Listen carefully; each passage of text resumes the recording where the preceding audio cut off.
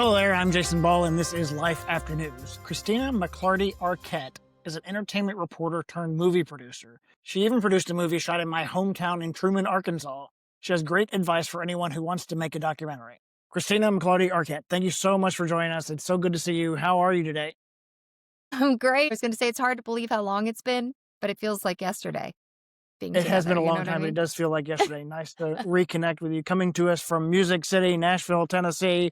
How are things in Mhm. Nashville? Things are interesting in Nashville. You and I share this connection that we're from the South originally. So my family's from Arkansas and Texas, but primarily Arkansas. So that's sort of what led us to Nashville. Um, and yeah, we have a farm and a bunch of animals, and I don't know what I'm doing most days. It's kind of a wild experience, but it's been really great at the same time and a much different pace than Los Angeles.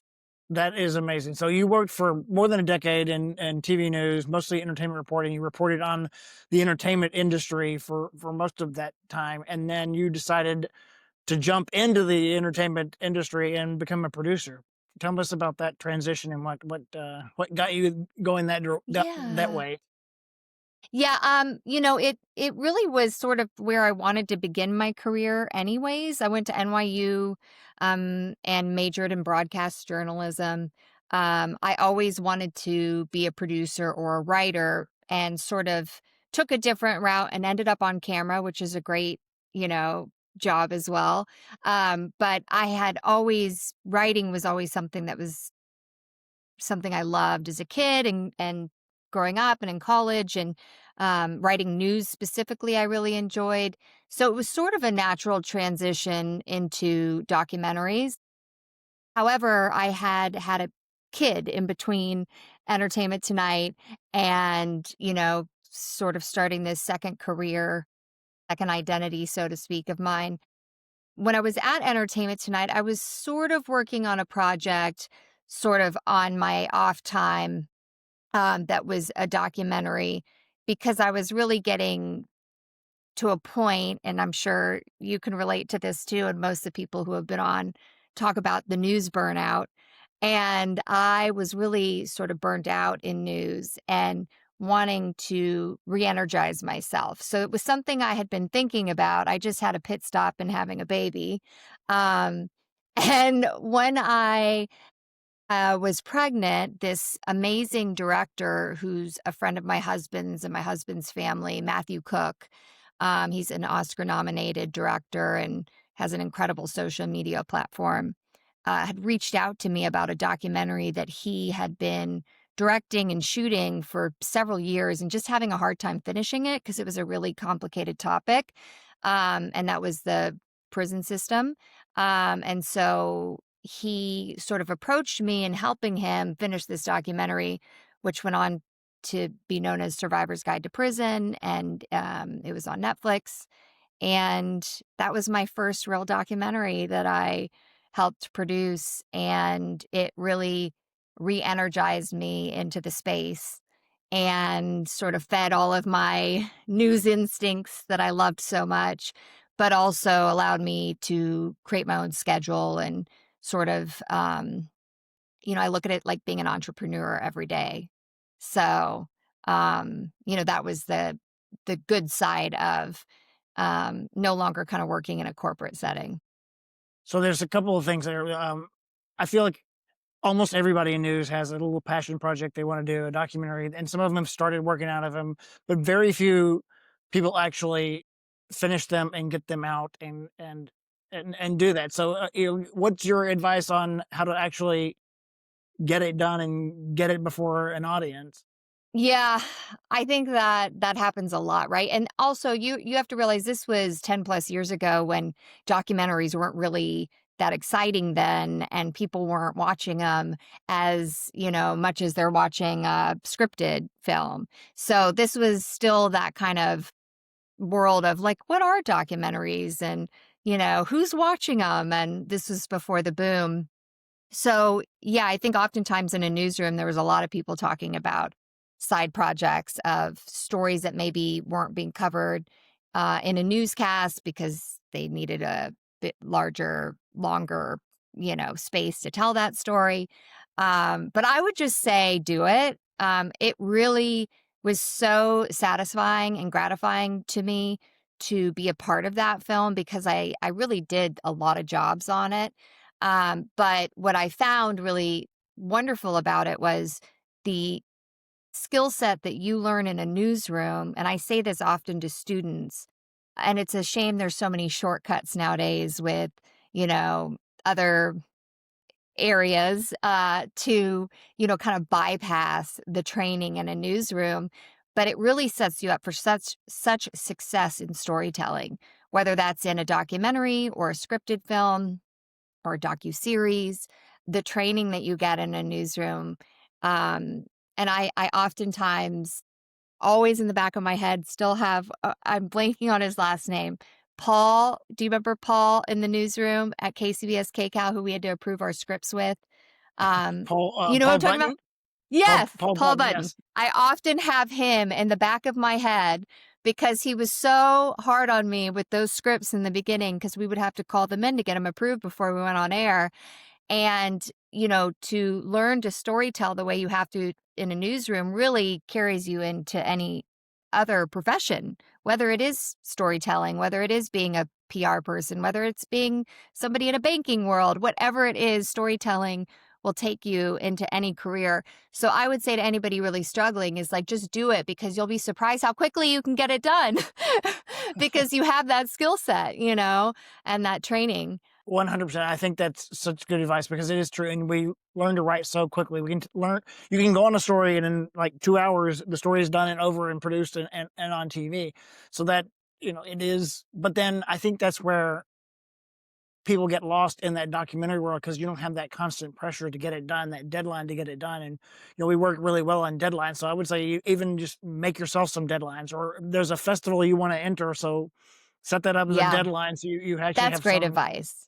Yeah. Festivals are a really good kind of, deadline for yourself because you sort of know the main festivals that you want to submit to, being kind of the big 5, 6, 7 festivals. And then you sort of go to the festivals in between. I think everybody always looks at Sundance as like that first stopping point for a deadline. So, yeah, you can give yourself a deadline and kind of back into it. It also just sort of depends on the subject, whereas Survivor's Guide to Prison had been made over the course of a few years, and then we quickly finished it. I went on to do a documentary about my husband's wrestling career called You Cannot Kill David Arquette. And that one, took a little bit longer because it was a transformation piece, right? Like had to go through so much from start to finish that you couldn't have done that in 6 months because it was a physical transformation. So, that really was shot over the course of 2 years to kind of see that beginning to end point. When we did the Magic Johnson docuseries, which is currently on Apple, shockingly, we shot that and edited that very quickly. And under almost a year, really, from start to finish, maybe a little past a year. Um, you know, so it depends on what subject and what you're doing. I'm currently doing a documentary on, my husband bought the rights to Bozo the Clown. It's a long story. And this is the never ending documentary. And it's one we should probably give us a lot more deadlines for our own selves on. Uh, but, we hit COVID and a few other things. And so it has been one of those documentaries that is a project that will never end, but hopefully that means maybe great success in the end. Yes, okay, I wanna break all those down because Survivor's Guide to Prison, I thought was a really smart twist on the traditional documentary. It wasn't just coming in and kind of preaching the thing. It was like, if this happened to you, here's what you're gonna go through. It Yeah. really is that kinda, and you had some interesting people like Danny Trejo and who had been in prison, and he loves to tell his story about the criminal justice system. So I thought it was a really smart and interesting take on a subject that I feel like, unfortunately, it's a hard subject for people to kinda wrap their brains around because I don't think they really understand how the criminal justice system works. What would you Nor say if on they're that? not affected by it, which is oftentimes what you find with a lot of people is, okay, well, if I'm not personally affected by that, I really don't care to know much about it. And obviously with people like Kim Kardashian, who's kind of used her platform in a really important way to advocate for change within the system, like, that might gain a new audience and caring about some of these cases. But yeah, it was sort of like a Cliff's Notes version of what to do, if you find yourself in this situation, told through several different stories. One person who had been incarcerated for allegedly killing his mother, he was innocent. One person who had been incarcerated for, allegedly another murder, he was also innocent, but ended up having to protect himself behind the walls and, had to kill somebody. So his kind of line in the film was, I was not a murderer, but you made me become one because of this circumstance that you put me in. And so it was all these different stories that, gave a lens into what this experience can be like. And then it was a real call to action in the sense that it was a call out of a system that is broken and not working.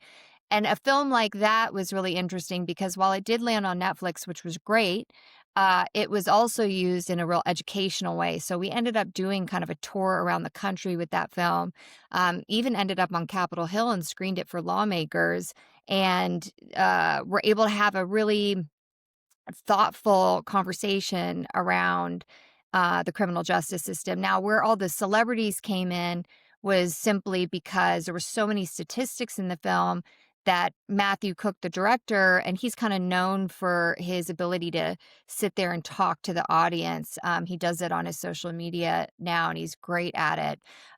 But we felt like it would be really impactful to also have people that had been incarcerated. And you bring up Danny Trejo, his opening line is, "This is a survivor's guide to prison." That was actually shot in my basement. Um, and that goes to show you like how documentaries are always on micro budgets. But so yeah, we had, Warren G and Danny Trejo and all sorts of folks who had been incarcerated or not incarcerated, by the way, but cared about this topic or had a personal, relationship to the topic. And, Busta Rhymes being really front and center in this documentary, one of his best friends is incarcerated. So, it was a really important documentary for me because it was sort of my first one. I met a lot of really fascinating people. One of those people is incredible author and public speaker and formerly incarcerated individual who went on to be on Oprah's Super Soul Sunday and best books, and an MIT professor and the head of the Anti-Recidivism Coalition. His name is Shaka. And he and I produced a film together years later about the roots of techno music, which started in Detroit. So I met him literally at LA County Jail, touring the county jail after producing this film. We became great friends and talked about things that we were passionate about, music being one of those things, and him being from Detroit, and went on to produce a film together. So it's just interesting how all of those things can, um, you know, uh, sort of. I always said it in news too. It's like you always be kind to everybody because you never know who you're going to be working with in 10 years. And Shock is a great example of that. That here we met in this one moment in time and went on to produce something together at a later time, and that's a documentary as well called "God Said Give 'Em Drum Machines." Um, so yeah, I mean the prison.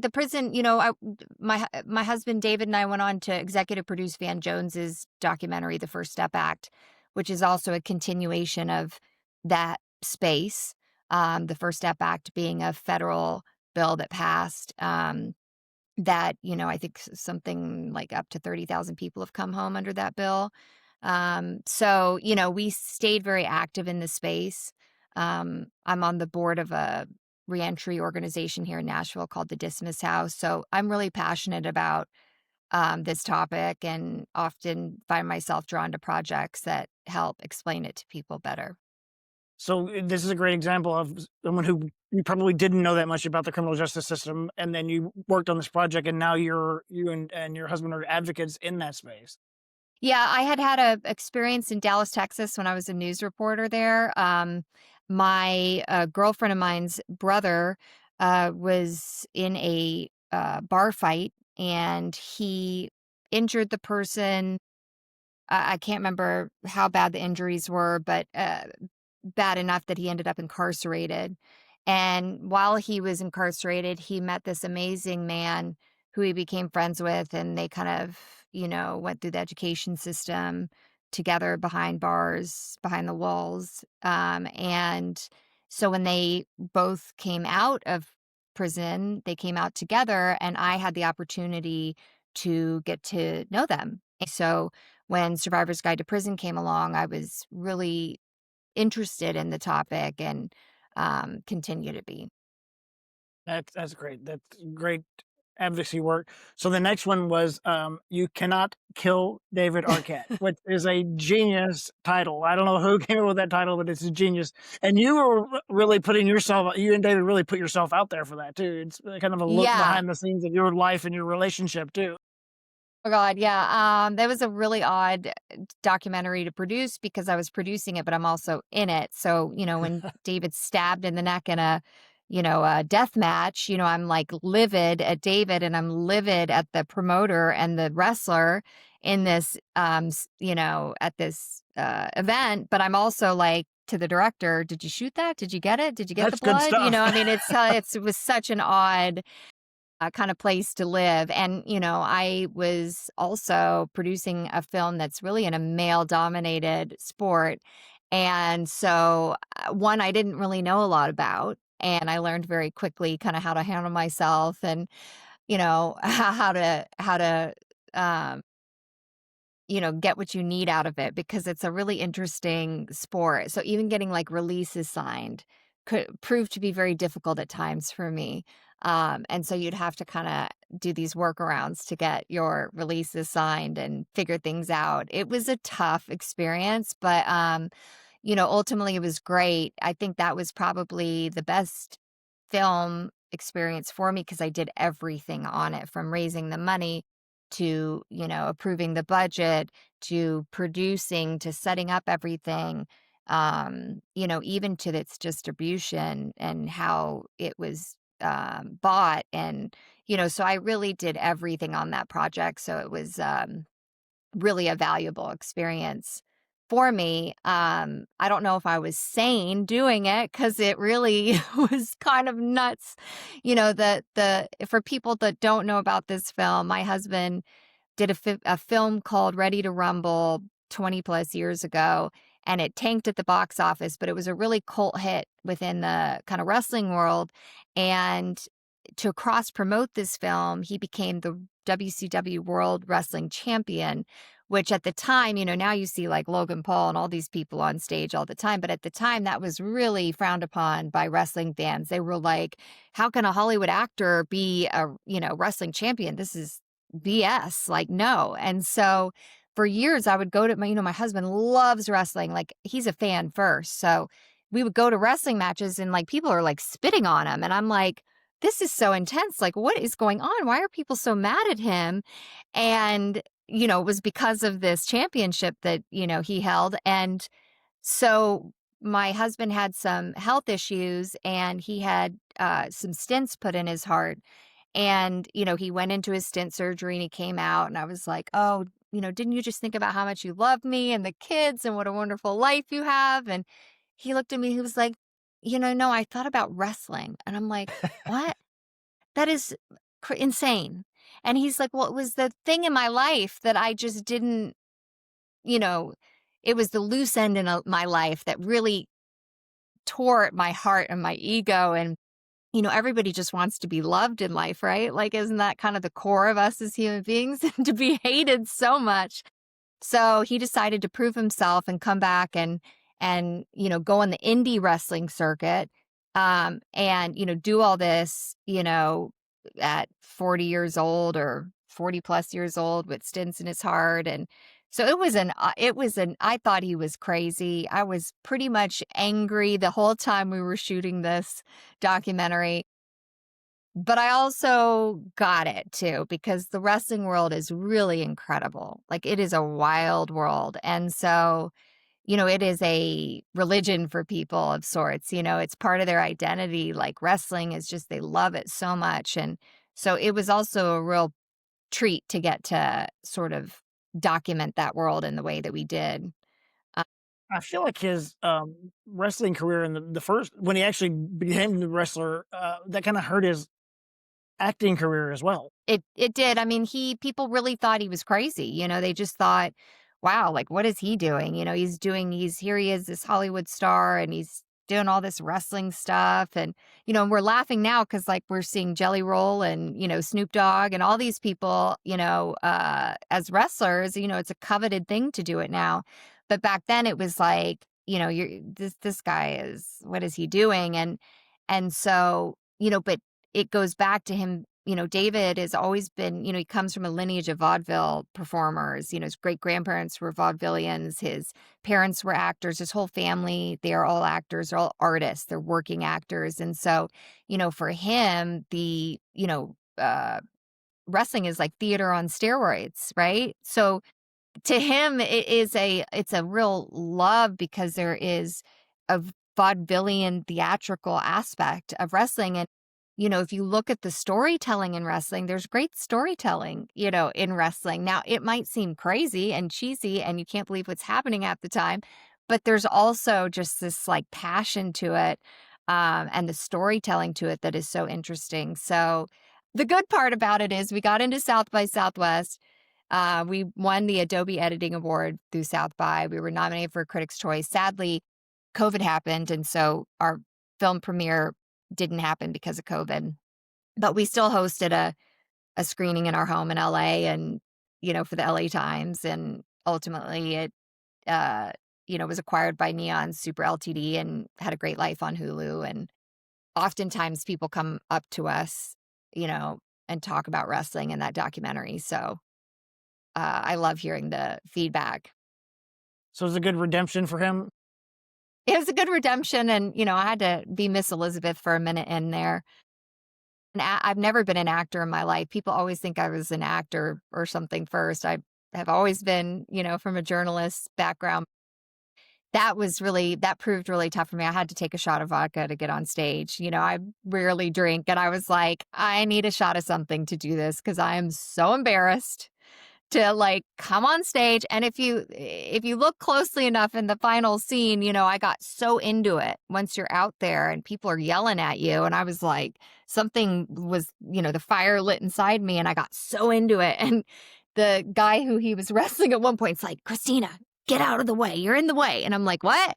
Because I'm like, what's going on? What do you say? He's like, you got to get out of the way. Because I was just had such a blast. But, there's a whole thing about wrestlers' wives and the women behind the wrestlers. There's a huge camaraderie and, women kind of run the show, so to speak. A lot of them do Really? all the merch tables. A lot of them Wow. are, part of their show. A lot of them are part of their management team or, merch team or whatever. So I found a lot of camaraderie with the wrestlers' wives through the process too. That's great. So you kind of alluded to it a little earlier, but for people who don't really understand what a movie producer, a documentary, or a feature narrative producer, what does the producer actually do? I know it's not the like $1 million question people always ask. They're like, "What's a producer?" If I can apply it to myself of what I do. I'm really an an indie producer, right? So that means that I have independently done all of the films that I've been a part of, and so as a producer, I have raised the money to produce that film. I have, as a producer, helped put together the budget and approve that budget. And along with a line producer, which is a job I would not want to do. And I've had to do it in some capacity when you're on, small purse strings. But along with a line producer, we oversee and run that budget and help hire all the people that are going to be a part of that production. Oftentimes, when you're working with a really amazing director, they'll have specific people they want to work with, whether that's a director of photography or, just crew in general. So you'll lean into collaborating with the director on who you're hiring.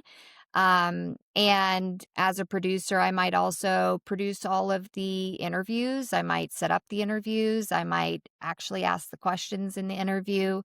Um, Additionally, as a producer, I will, work on all of the post production, which includes licensing music, licensing the footage, making sure I'm meeting fair use requirements with my footage, hiring, music supervisors, hiring the lawyers that, work from start to finish on the production of the film. Additionally, as a producer, I'll submit all of the, films to film festivals and act as the point person with the film festivals. I'll put together all the materials for the film festivals. And also as the producer, I will help negotiate and or accept or work hard to get a sales offer to buy the film. So it's really, if you're in like the big budget world of studio films, that producer title might mean something different.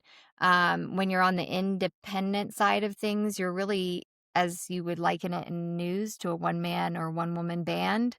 You're really kind of doing everything, So that's interesting because I was going to say the producers, whatever it takes to get it done. That's your job, is to make sure this gets done. whatever it Everybody's doing their takes. job, but it's actually more than that because it goes after it's finished. You still have work to do to get it to an audience and get it distributed. And deliver a film. Yeah, I mean, on like 12-Hour Shift, for example, which is a film we shot in Arkansas near your hometown. We shot that in Jonesboro. Um, I single-handedly, because that team was shooting Ghosts of the Ozarks in Truman, Arkansas, when we were delivering 12-Hour Shift, that film. And so I had to deliver 12-Hour Shift, which means you're responsible for all the deliverables. So when you sell your film, you'll get a, sheet from their tech team saying like, here are all the deliverables that we need from your film, and you're responsible for getting those, and by the way, for paying for those. So I think a lot of people, I say, when you're looking at your budgets, post production to me is the scariest area, because it's oftentimes where films run out of money, right? And then they're trying to raise finishing funds to finish it, because even when you've gotten through the color correction and the sound design and the graphic, all the long list of post production, you still have your deliverables. And you still have to think about festivals. Like if you want to spend money on, tickets to a festival, or you want to do some cool marketing things and like have stickers to post around or whatever it might be, those are all still within your budget. So, yeah, I mean, as a producer, I've had to do those deliverables, and they're painful and they're so hard, and fake it till you make it. Sometimes I was like, what is this? Because I'm not a huge technical person. I can speak the language as best as I can speak it, but some of the real specific technical aspects, I'm like, this is insane. I have no idea what I'm doing, but you figure it out. As a producer, it's like you just figure it out. You call another producer who has the answers, or somebody who can help you, or you ask the questions, or whatever it might be. But yeah, you're oftentimes doing things every time you produce something that maybe you haven't done before. That's got to be So, exciting. That's got to be interesting and like always new and different with every project. yeah, it definitely can be. I mean, I guess sometimes you have imposter syndrome with it, or you're just like, do I know what I'm doing? Am I going to get arrested? Do it like, have I done this right? I always laugh at this one producer friend of mine, and she told this story of like one of her first films. And she's like, I literally thought I was going to get arrested like the entire time I was doing this film. Cause like, you just, you don't, it's such a, I had this one guy say to me one time when I was working on a project that was so hard, and I felt like I was crying like constantly through this project. Like, this is a disaster. I don't know what to do. How is this going to work out? And I remember this guy said to me, it always works out in film. Like in storytelling, in film, it always works out no matter what. So just stay with that kind of sentiment in your head that it will work out. You will figure it out. And, we're creating art.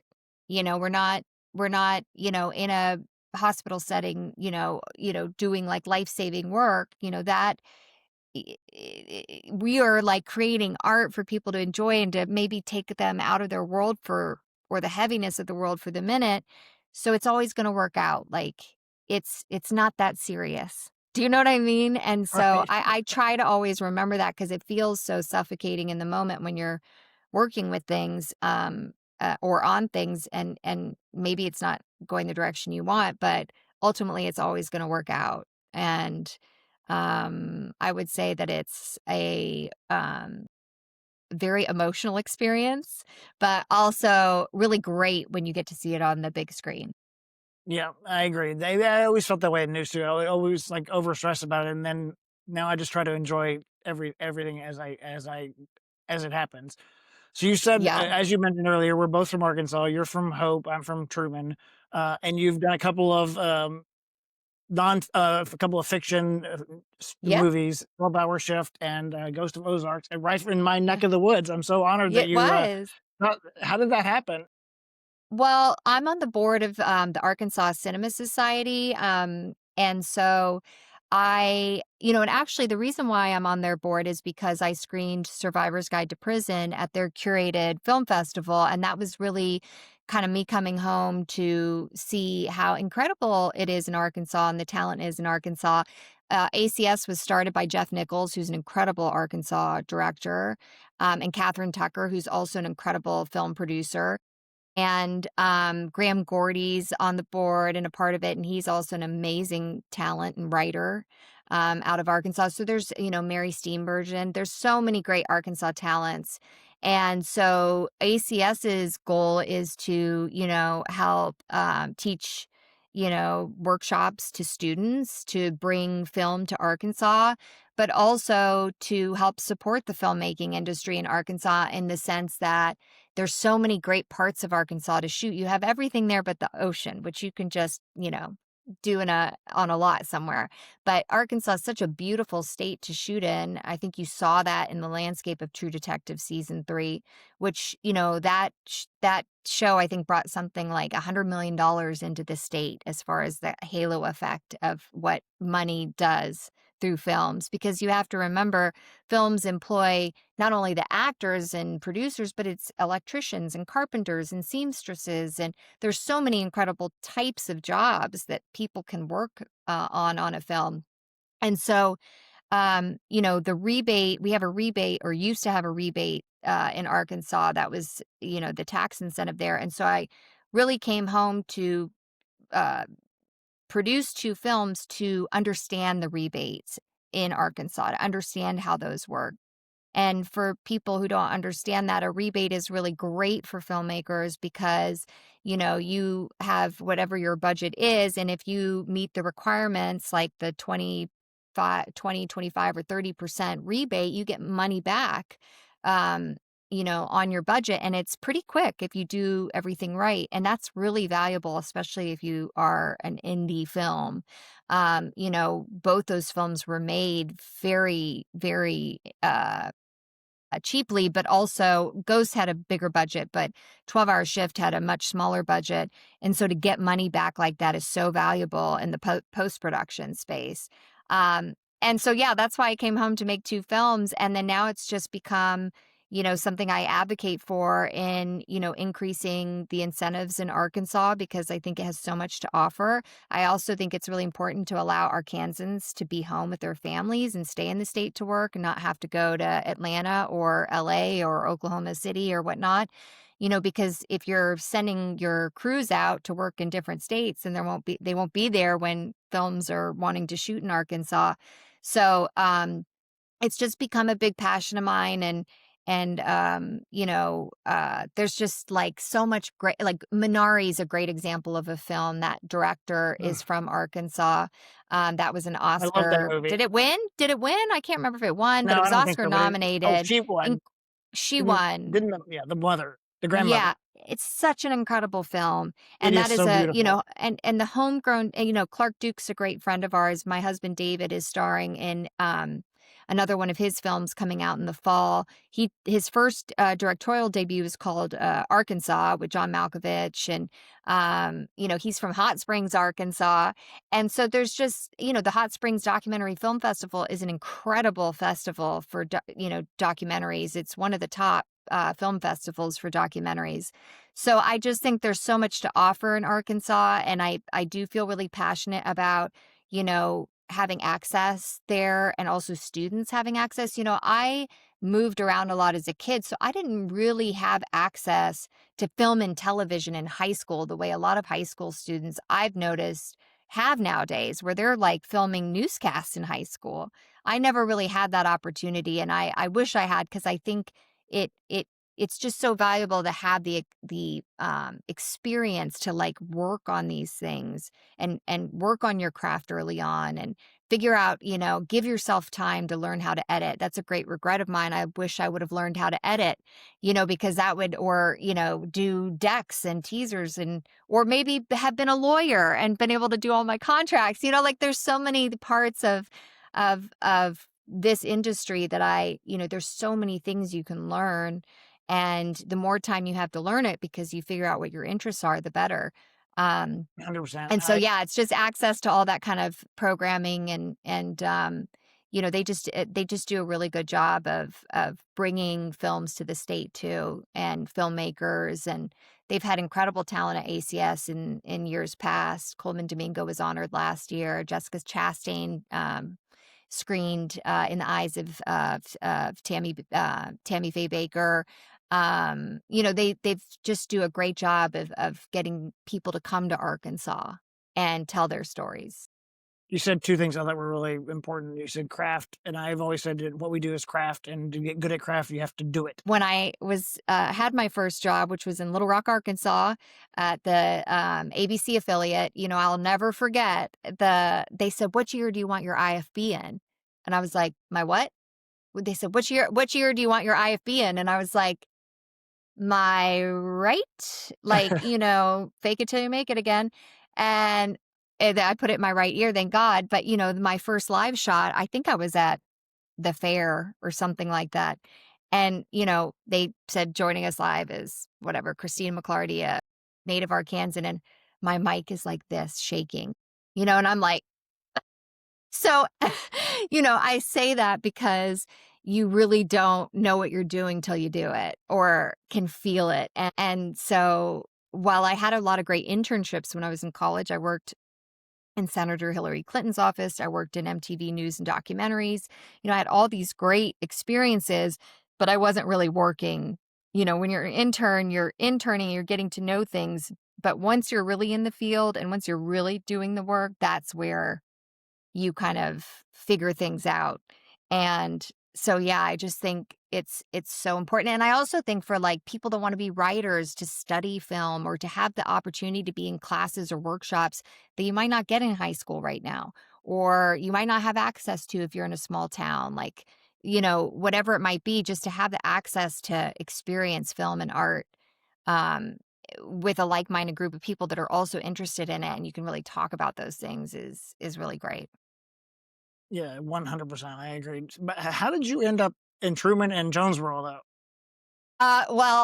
So the group that I did those two films with, they were also Arkansans living in Los Angeles, and one of them was from Jonesboro, Arkansas. Now Truman was just so funny, and I'm gonna kick myself for not remembering her name, but the mayor of Truman at the time, she's so Bar- lovely. Barbara Mayor, Llewellyn? yes, Barbara Luella. Thank you. There we go. She was my high school French teacher. Oh my God. Well, she is so lovely and such a supporter of the arts and film. And as you know, that Truman, kind of that main drag of Truman, is pretty empty. And there's sort of just kind of rundown office buildings similar to Hope, Arkansas, where there's some empty spaces. And she was like, "You can burn it down. You can do whatever you need to do. Just keep us posted. Like whatever you need." And so it goes back to also what I say about Arkansas. Not that LA isn't this, or New York or other places, but there is that like Southern hospitality thing where when we were filming in Arkansas, people are like, "Let us cook for you. Let us do your catering. Let us show up with snacks." The local banker in town, he's like, "Let me be your dead naked person in the death scene." You know what I mean? Like, so there was just this feeling of like people were so excited to have us. And then Truman also was right, and I don't know if you saw this article, but right after COVID happened and everybody was like freaking out, SAG didn't have all their stuff in place yet, in the sense that like, all these kind of this new world was being figured out. I think that that Goes to the Ozark was one of the first productions to get approved by SAG post-COVID to to operate under their kind of new guidelines and standards. And so it was a big article and deadline, and one we were like, "Uh-oh, I hope we're doing this right," because, it was like Arkansas is open for production. That was a testament to, the film commissioner being really supportive and helping us through the process. Also, the governor at the time, Asa Hutchinson, was a huge supporter of film and really understood that the economic impact that it had and the amount of jobs that films can give people. And so we were populating all of those hotels and restaurants right at the beginning when COVID was wiping that all out. So it was, we were kind of met with open arms, and people were so happy to have us and excited. And 12-hour shift, we shot it in Jonesboro at this old hospital that was just had a rehab facility on like the third floor, but the rest of it had not been in use for many years. So it was very scary on the top floor. And that's what we needed, obviously. So we shot in this hospital setting, and um the wrestler, going back to our wrestling, our love of wrestling, Mick Foley was in the film. He's the bad guy in the film. And I'll never forget, the people that were in the rehab facility that day, which was like people rehabbing from car accidents, very serious stuff. But they had heard that David Arquette and Mick Foley were at the hospital that day. And so David and Mick went down to the third floor, and they walked around the rehab facility and they hugged. And I remember Mick gave the shirt off his back to one of these young men who was, recovering there. And it was just like, it was just such, and people were just like, "Do you want coffee? Do you need this? Do you need that?" It was just such a Southern hospitality experience that it truly made everything so easy, in the sense that people were so excited to have you there versus like, ugh, are they really filming here today? Which I think in LA, we all get a little bit like when you see the filming signs, we're like, oh my God, Right. are they gonna slow down our commute today? Right. So you're gonna block my route to work today? Yeah, but in Arkansas, it was like a very, exciting experience, and Truman was like just really supportive of that. Truman, That's Arkansas. great. That part of town is so the town was originally it was really a factory town for the Singer sewing Right. machine plant. They built Singer sewing machine, the cases that the sewing machines went in, and then there was a federal cotton compress in that same area. But That's then where we everything shot. moved out. Yeah, once the freeway came, everything moved out on to the highway. So it kind of left that whole area, and it's I mean, they're beautiful old buildings, turn of the century buildings, but they're just completely Gorgeous. abandoned. Yeah. Completely abandoned and, perfect for a scary film. So Well, that's great. Thank you so much for doing that. So now tell us about Bozo. Oh, Bozo, yeah, Bozo the Clown. Uh, where do I begin? Bozo the Clown. My husband loves clowns. His whole family loves clowns. We have a family photo on our family wall, and it's him and all of his family when they were kids dressed as clowns. His dad used to dress up as Butter the Clown and come to all of his birthday parties. And, when he would leave as Butter and come back as Dad, David would be like, "Dad, you just missed Butter the Clown." They just all love clowns so much. I miss this part in our wedding vows about clowns. Like, I kinda knew about the wrestling stuff, but the clown part, I just don't recall that in our, like, I do's. But needless to say, many call me Bozette at times. I joke, I will not be Bozette. I have to draw a line somewhere. Yeah, it took him 15 years to purchase the rights. He actually was helped Larry Harmon, the man behind Bozo, get his book written, but he was shooting a documentary with Larry Harmon when Larry died. And so that kind of project was put on hold. And this was long before me, because I'm so young. Fraggle Rock's more my generation. No, I'm kidding. I'm 44. Oh, but I of course know Bozo the Clown. I didn't grow up on Bozo. But David was born on a commune in West Virginia. And along the way, before he ended up in Los Angeles, they were living in Chicago because I believe one of his sisters, maybe Patricia, was born in Chicago, but they had some, roots in Chicago. And of course, that's, most famous for Bozo the Clown. WGN. So, yeah, WGN. And so David would, watch the Bozo show, and it was just, I want to be Bozo. I love him so much. And at its peak, when people had their children, they would buy Bozo the Clown tickets like the day they had their babies because it would take 10 years to get on the show. It was that popular. So, they would buy that ticket, and then by the time that, Bob was 10, they were on the show. So, it was such a huge phenomenon. And Larry Harmon, you know, was really kind of the first to franchise with local television stations, in the sense that there was 200 plus bozos at one point in time. Every station had their bozo, whether it was Chicago Bozo, which was the epicenter, super center. That was kind of the nationally broadcast show, but Little Rock had a bozo and Detroit had a bozo. I think the first bozo aired on KTLA. And so there was 200 plus bozos around the country and around the world. Like, bozo in Brazil is so famous to this day. Hmm. Bozo is like it. Yeah, like, people can't get enough of bozo in Brazil. Go figure. Because of the scary clown phenomenon in the United States, we're having to bring back and rehabilitate the clown image here. But of course, in, purchasing the rights, it makes sense to sort of um, tell the Bozo the Clown story. What's been hard about this project is we're telling two different stories here, because we have to give enough history for people to understand Bozo the Clown, but we're really finding Bozo again, right? Like, we're really finding what is Bozo now. How do we, bring this back? We work with the Bob Ross, David's a certified Bob Ross instructor. Yet again, don't ask me why. But so we work with them all the time, and David teaches Bob Ross classes for charity. But I look to them because they did such a great job with that brand of, like, something that was so beloved in people's hearts and bringing it to a new generation. And so, how do you do that with Bozo? And there's been some interesting stories along the way, like um, my, uh, David wanted to run, like, for office as Bozo the Clown. And I'm like, this is not happening. You cannot do that. I will die. No, that's not happening. But the reason why is because Bozo back in the day ran against Reagan in the 80s, and it was really a marketing stunt. But I think they, like, counted the votes in Arizona. It was like 20. I mean, it was, like, ridiculous. It was a marketing stunt. But we have all these put the real Bozo in the White House merchandise, and there's so much stuff in our vault of things. And that's really why you hear the word Bozo used a lot too in the political space. Don't be a bozo, those clowns. I think Trump called Jeff Bezos Jeff Bozo. Like, it's used in a kind of a negative way a lot of times.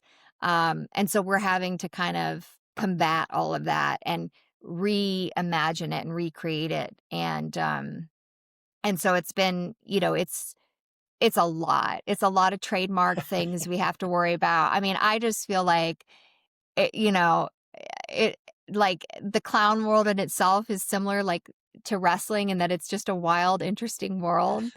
I had to talk to a clown board at one point in time when I was setting up a shoot for this documentary about our intentions, and it was a board of clowns, like, that I was talking with, because they really wanted to make sure we weren't, trying to paint clowns in a negative way. But it's a beast of a project. It's a lot of work, because it's both a business and, you know, uh, uh, a, a documentary. We also have an incredible script written for the scripted version of it.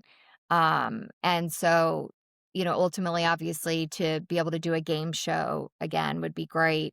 So we have a lot of ideas for Bozo, and it's been an interesting process. I mean, people in Nashville, like our neighbors, like, do you know there's a clown walking around in your yard? And I'm like, yeah, that's my husband. It's funny. Well, I can't wait to see what happens with Bozo. But speaking of Nashville, how do you like living out of Los Angeles and in Nashville? It, it's been great. The politics are really tough for me here. I can speak my mind because I'm no longer in news, so I don't have to be unbiased. Fair. So the politics are really tough. I've been very active in the protests here in Nashville, and I've been going to the Capitol a lot. Obviously, the Covenant school shooting was here. And one of my son's dear friends survived that shooting. But our life has been great here in the sense that, raising kids is really wonderful here. And I, oftentimes will be like, please stop calling me ma'am. I'm not that old, but actually keep saying ma'am. I really appreciate it. It's, that part's been great. We have a farm, and a bunch of hysterical animals. We have many cows and donkeys and pigs and goats and chickens and bees. And, we're like full farmers and, but ones that have no idea what we're doing. So quality of life, it's been great. Like it really is you can't have a bad day with animals. So it's been a super awesome experience for me and my kids and very humbling. And, I feel like I wake up cleaning up poop and I go to bed cleaning up poop out in the stalls. I do all the stalls and yeah, so I was just at the emergency room on Sunday with my turkin, which is a cross between a chicken and a turkin. She's okay, but I'm just like laughing. Just what am I doing? Like this is crazy. I'm at the ER with my turkin. So That's funny. Well, I have to come visit and see this wild farm in it's Nashville. so fun. We call it Bozo's Barnyard, of course. Um, I always said I would Los Angeles or Nashville, kind of the only places I would like to live. And when Palm Springs is, I guess, a close third, but we love it Yeah, I there. mean, I love Palm Springs. It's great. Like you have everything you need. Nashville, it's a really wonderful town. The music scene, my husband always jokes because everywhere we go, even at the airport, the music is great. And I'm like, gosh, the music is so good. And he's like, we live in Music City, Christina. Like, of course the music's gonna be good, but the music scene makes it so cool and feels just so, awesome. And we've, it's great food town. That's great. Well, thank you for your wisdom in the independent documentary producing world and sharing some time with us and telling us about your life after news. It's so good to catch up and see you again. Yeah, you too. You were always a great boss, just for the record. Thank you Kindness, so you were much. always so sweet and awesome, and I'm not just saying that because 'cause we're doing a podcast. It just, is also good advice to people. It's like, it really matters, you know? You too. Take care. Bye. Bye. Christina has produced 13 movies, including documentaries and narrative features. Can't wait to see what she does with Bozo. On the next episode of Life After News, Olson Ebright worked in digital news for TV stations. Now he's jumped headfirst into hyper-local politics. It's an interesting conversation, especially for anyone who's thinking about a career in politics. All right, please give us good reviews and ratings if you haven't. Also, please follow our YouTube channel at Life After News. Thanks so much. Until next time.